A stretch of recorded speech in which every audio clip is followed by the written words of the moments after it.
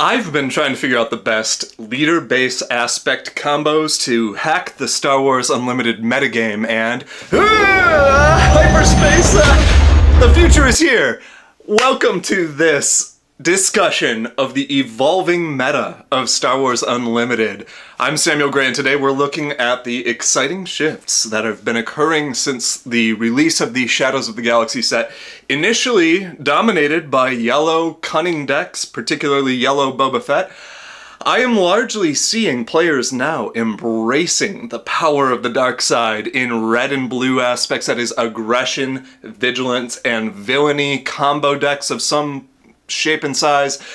From the Spark of the Rebellion era up to the current emerging meta where Bossk and his bounties are shining, I want to offer a couple strategies and some deck tech for you to pick apart as we assess how the player's landscape is shaping up and what the future holds for us in the world of Star Wars Unlimited. How did we get here? Well, it all started with the old Spark of Rebellion era. In the game's formative first months, that led to the culmination of the premier constructed format's metagame just prior to the release of the second set, Boba Fett Yellow, and his heroic reflection, Han Solo Yellow. Crazy that a monocolored deck should dominate the end of the Set 1 era, because honestly, you guys, I went in pretty deep on the mono green Hera and mono green Palpatine style for the duration of Set 1, and it is no longer paying off for me. But it sure was fun. No complaints here. Love my fast Spectre and mean green Palpatine decks. Anyways, I have to just emotionally get over that. We now find ourselves in the Set 2 Shadows of the Galaxy era, where wacky decks like Kira Green and Hunter have been popping up, and all the Star Wars fans who are players, of course, love The Mandalorian, like the rest of us, and have been dropping their Bo-Katan, Mando, and Gar Saxon decks on the table, swinging those dark sabers around, which, interestingly enough, Boba Fett Yellow remains one of the most poignant and effective counters to this upgrade-heavy Mandalorian style of play. So here we sit, the Set 2 Boba and Boba Yellow, now with smuggling era, where the resource arsenal becomes a literal arsenal for our most beloved bounty hunter to wreak havoc with. But let's take a step back here and understand what we've always known from our many years education in Magic the Gathering and Hearthstone. Resource cheating schemers are most easily and necessarily disrupted with classical hard control. That is, the best counter to spells are counter spells. Honestly, where we now find ourselves is the likely short-lived era of blue villainy control. But let's stop. This isn't a video about where we are. I'm gonna talk more about this black-blue period in a minute, but let's recall, this video is about where the meta is going. I believe Extra Credit's recent video, short, on YouTube here, on the topic hits the mark in telling us, although I disagree with his opinion that the designers have made a mistake with Bossk here, oh no. It is balanced, and it is glorious. Bossk is overpowered. Broken? No. Well, not yet at least. But this is legally how we play the game. They can nerf him later if they want, and there's probably plenty of ways to claim potential breaking of the game that exist that we haven't even discovered as a meta mind of players. But Bosk's double activation of claimed bounties after he's deployed is not broken. It's just really hardcore. And it doesn't necessarily come at the cost of degrading the quality of the bounty cards to offset this ability. I want to be firm on that point. Just mix Bossk with some old classic or new yellow events, particularly Relentless Pursuit, or with the blue control style I've mentioned, and you have yourself a recipe for dominance. Bossk will shut down whatever kind of resource hacking your opponent is attempting with their green ramp or yellow cunning approaches. So here, take a look. Other YouTubers like Veiled Shot have spoken about how Bossk Green is the way to go, and possibly the more popular path because of Bounty Hunter's Quarry, but I'd argue Relentless Pursuit is so much more fun in how it messes with player psychology, since everybody seems to have written off capture as a useless mechanic and largely unprepared to be confronted with their units being captured and having to sacrifice those attached upgrades when captured. So, Bossk and his bounties are the perfect response to anything and everything introduced by Set 2 and its trending blue players. But rather than Veiled Shot's Bossk Green, and thank you, Veiled Shot, for that. I'm a firm believer in the final evolution of the Bossk Bounty Hunter resource smuggling, bounty collecting, key unit capturing Red Imperial is actually an aggression cunning, a red-yellow combo deck led by Relentless Pursuit. Ambush for every unit, quick board clear control resumption after board clears, selected timing on your unit deploy, 1 ping damage when your leader isn't deployed against those bounties he's thrown. Oh, you'd best stock this deck full of bounties because your game's about to go wild. Let's just say 2 of each for spice and flavor. Guild Target gives us 2 base damage. Deathmark draws 2. Wanted readies 2 resources. Enticing Reward is a Scry 10 for 2 non-unit draws. Rich Reward gives 2 experience. Unrefusable Offer plays temporary units ready for free. Oh my god, let's get real, y'all. Unrefusable Offer. Let's go play units like Token. Throw 3 of those in there. Maybe even some price on your head if you're one of those weirdos who likes to play out of aspect green ramp, which is always fun, always. Even in aspect, and especially if you have an Endless Legions in your Twin Sons Bossk deck. No, I'm just kidding. You can't play like that. Can you?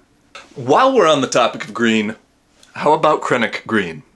Let's not get ahead of ourselves with all this Bossk stuff. Let's really look at what this quote-unquote new current meta is with the deck you see depicted here. Let's just run through an ideal variance draw here. Turn 1, we want to ideally be playing leading with Dr. Pershing here, turning on that faucet, followed by Dark Trooper on the next turn for Sentinel while beginning to draw from Pershing, followed by turn 3, TIE Advanced, buffing your Sentinel. Turn 4 combos are always fun, like, Val, Salacious Crumb, and we'll throw an Outland TIE in there before you bring Krennic out. And then turn 5, you have Rival's Fall or something like it. That should usually set up the game for its conclusion on the next turn, turn 6. And if there's, if not, there's always Maul. Hey, turn 7, if for some ungodly reason you've managed to lose board control after all this, you should have at least found 1 draw by now of Super Laser Blast you can use on your next turn to regain control. Hey, I didn't say this was going to be friendly. If you want to play a friendly game with a friend, don't play like this. This game will not be fun. For the person on the receiving end, they'll probably get mad, but it is a little bit necessary at the more competitive level. And it appears to me that this is somewhat exactly where we have found ourselves in attempting to counter yellow villainy. Short-lived as this period may be, since early game life cycle meta usually doesn't offer a solidified approach to control. But beyond that, what else? There's Jabba Blue, another approach that you should not be taking lightly. And you can even take something like a Krennic Green deck, swap some Imperials for Underworld units, and your leader in base, and you have an effective Jabba Blue deck already, which is my preferred approach to playing Jabba, even though the devs kind of set us up with the Underworld cards, Underworld trait, to play him with a yellow aspect base. Don't be distracted by that. For heroic control, when I just mention it, heroic is not how you should be playing control, but hey, I know a lot of people are gravitating toward Mando, yellow, like the starter deck gives us, or Rey Red. I should mention that the other side of that Rey Red coin, Kylo Blue, isn't as viable. Using Kylo Ren as a leader for access to all those Imperial control cards, plus Rey as a pivotal board mediation, Force user, hotshot blasters, fallen lightsabers. I wish I could say that Kylo Ren was good. Kylo Blue was good, but Kylo and Control are a little bit of a mismatch, even though I seriously would love to play this Kylo Ren Rey theme style. It's fun, it just doesn't win because of its discard dependency, which runs honestly very counter to Control. Better to just play Kylo Red with Rey, keeping the past, and just, I don't know, take the two aspect penalty for her, because he is supposed to be played on red or yellow. It should be Kylo Ren Red. But no, when I speak of blue villainy taking over, what we're seeing is more so a couple of decks hitting the table that are extremely well paletted and well tested, upgraded Iden and Krennic decks, Gar Saxon to round out the upgrade villainy side, and he can certainly take control of the board with Pre Vizsla, those Clan Saxon gauntlets, Deathwatch Loyalist, and the rest of the complement of all those Mandalorian synergizing cards. I don't know. What do you guys think? Can you test this Bossk deck and let me know if my intuition is correct and it's capable of fending off these blue villainy threats? Here's the Star Wars Unlimited database data. You can take it to Karabast, but be forewarned, I do not recommend it. Unrefusable offer is currently actually broken on Karabast, and it does not activate. When it does activate, if you play this on Karabast, it breaks the software. It starts showing you the inner code. So you can only have so much fun with Relentless Pursuit until you don't have fun with a non-functional unrefusable offer. So I'm kind of calling on you guys to take this prototype, go playtest and sample and upgrade it at your own behest. If, like me, you don't have 3-unit Bobas, swap them with some crafty smugglers or some other 3 or 4 cost bounty hunters. Maybe Zuckuss, maybe not. You tell me. But please, let me know your findings down in the comments below. So what do you think?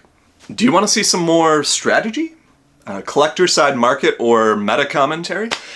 If you can't tell, I'd be happy to provide, as I have big love for this game and am a huge Star Wars Ultra fan. Speaking of, have you guys seen The Acolyte? Whew. This is real Star Wars, y'all. But more about that in the next video. I do desperately hope that Fantasy Flight Games gives us a sick Yoda leader card in Twilight of the Republic. Please do us justice, gaming gods, on Late Republic Master Yoda leader. Also, on the Ahsoka Tano leader and or unit, if she's included. I'm getting pretty good sense about that after seeing Asajj Ventress in the conference exclusives. But for real though, if you give me a 4-drop green Yoda leader that can combat Tarkin, I'm gonna rename my channel or something. Anyways, thank you guys for watching. Seriously, like I said, let me know down below if you think that this Cunning Bossk Bounty Hunter deck is viable, and also let me know if there's any way beyond competitive Twin Suns that you guys would expand on this incredible game beyond what we're currently seeing, because that's a favorite topic of mine that I love to discuss. Until next time, may the Force be with you.